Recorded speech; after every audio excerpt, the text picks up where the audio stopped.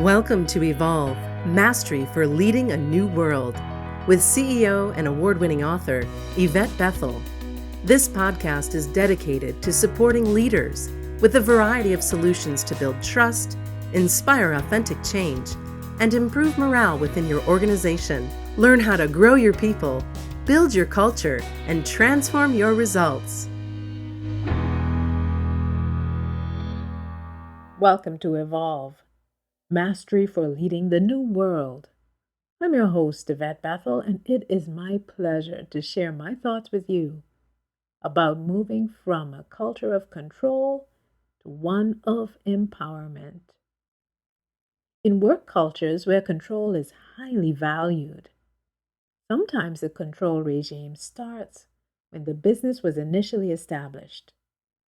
But more often, it happens when the organization enters into growth mode and the previously loose structure needs to be tightened in order for the business to leave survival mode and grow. The intent behind implementing controls and structures is usually to facilitate growth, standardize practices, minimize errors, and create efficiencies. On the spectrum of control, I've encountered organizations that have little to no controls. When they don't add sufficient structures during the growth phase, sometimes the business does not survive. In other cases, it cannot grow to its fullest potential. On the other end of the spectrum, there are businesses that are extreme with controls. Whenever the organization encounters a situation it hadn't before, it's memorialized as a policy. Sometimes the policies are so granular, they don't facilitate the development of the executive or management teams because it takes away their discretion, disallowing the evolution of their critical thinking skills. When control is the order of the day, decision-making is centralized, homogeneity is expected, and reward systems, both formal and informal, recognize conformity. Some highly controlled work environments are highly punitive, with thinly veiled and overt threats used when conformity with the established controls is not evident. Controls come in a variety of forms: centralized decision-making, a punitive environment, and granular policies are only three indicators. When the organizational structure is hierarchical, controlled environments can be bureaucratic, adding excessive layers to processes. When environments are punitive and fear is the motivator for performance, managers resist making decisions because the culture demonstrates little to no tolerance for errors. Therefore, in situations like this, you can find highly qualified managers with underdeveloped decision-making skills. There are numerous points on the continuum of control where innovation and control can coexist. When control is the only highest priority, managers are questioned on their decisions. Sometimes they're even questioned for following the policies. I know this sounds counterintuitive, but it happens in environments that have formal and informal policies that contradict each other. In highly controlled environments, many aspects of culture have control features, so managers are not only order takers, they are also order givers. They are operatives who are expected to pass along directives. They limit upward communication or feedback because they don't want to be seen as questioning directives. The challenge with this is that these organizations can demonstrate strong growth trends, especially if the business model is difficult to replicate. But over time, low trust and underdeveloped innovation skills will begin to limit growth as time progresses.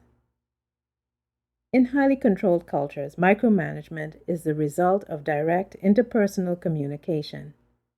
The voices in people's heads, and granular policies and procedures supported by a cultural norm that does not tolerate divergence. Another challenge is that when the time comes for a highly controlled business to demonstrate innovation and agility, it may not be able to move fast enough because the psyche of the entire team is conditioned to remain within the proverbial 9 dots.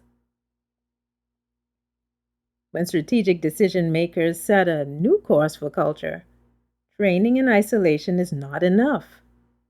This is because typically the new skills will not be sustained within a culture that rewards conformity with the control design.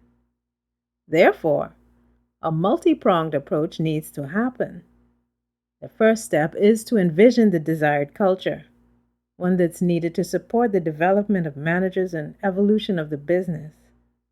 The next step is to design that culture from the top down, looking at the organizational structure, delegating decision-making authority, revisiting policies, and standard operating procedures.